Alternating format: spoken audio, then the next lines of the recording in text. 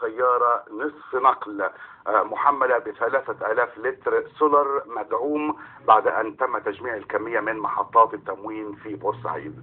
هناك أيضا أكد اللواء سامح رضوان مدير الأمن أنه بدأ في إجراء اتصالات بقيادات وزارة الداخلية لبحث نقل المتهمين في قضية أحداث بورسعيد إلى الإسماعيلية باعتبارها خاضعة لدائرة الاختصاص وأنها الأكثر أمنا في عملية نقل المتهمين.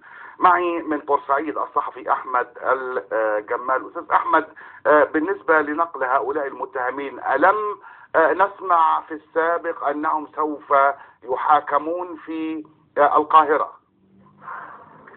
نعم الزميل كارم، هذا كان ضغط من نقابة المحامين وتحذير شديد من نقابة المحامين والهيئة المشكلة للدفاع عن المتهمين ببورسعيد عدم إحالة المتهمين بالمحاكمة خارج بورسعيد نظرا للحالة الأمنية وللحفاظ على الحالة الأمنية. وأكد لنا اللواء سامح رضوان مدير أمن بورسعيد بأنه بدأ بالفعل في إجراءات اتصالات عاجلة لقيادات وزارة الداخلية لبحث نقل المتهمين في قضية إسكان بورسعيد إلى الإسماعيلية باعتبارها خاضعة لدائرة الاختصاص وأنها على حد وصف الأقرب والأكثر أمنا في عملية نقل المتهمين، وبهدف أيضا قلة معدلات الخطورة التي من الممكن أن تواجه ذويهم الذين سينتقلون وراءهم في أي مكان.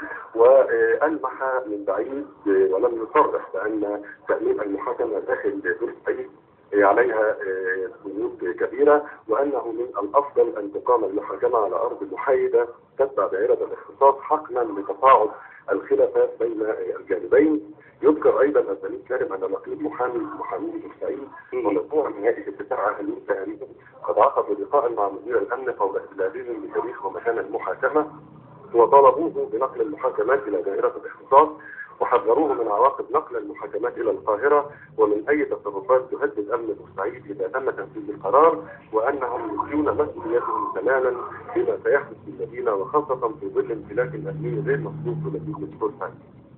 طيب، ضبط سيارة محملة ب3000 لتر سولر ربما كان هذه الكمية ليست بالأحجام التي ضبطت في أماكن أخرى، ولكن هل لنا في أن نعرف الوضع الآن في بورسعيد بالنسبة للبنزين والسولر؟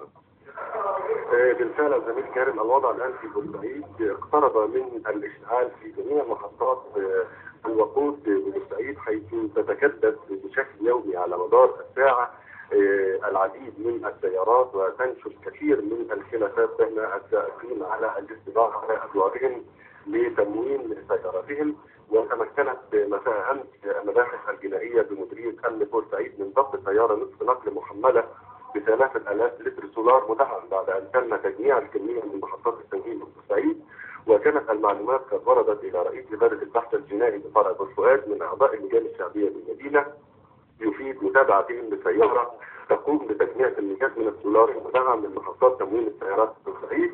وتشكل فريق مجاهد الوجود الكاسر تسمى بورسعيد ضد السيارة رقم 367 مصر قيادة أحد السائقين محملة بالزيت وعدد 2 برميل بلاستيك مملوءة ب3000 لتر سولار مدعم قام بتجميعها لبيعها بالسوق السوداء. واعترف بارتكاب الواقعة وأن هدفه الرئيسي من تجميع هذه الكمية هو بيعها في منطقة المحاجر بمحافظة شمال سيناء. وتحرر محضر عن الواقعة وأحيل للنيابة التي تولت التحقيقات.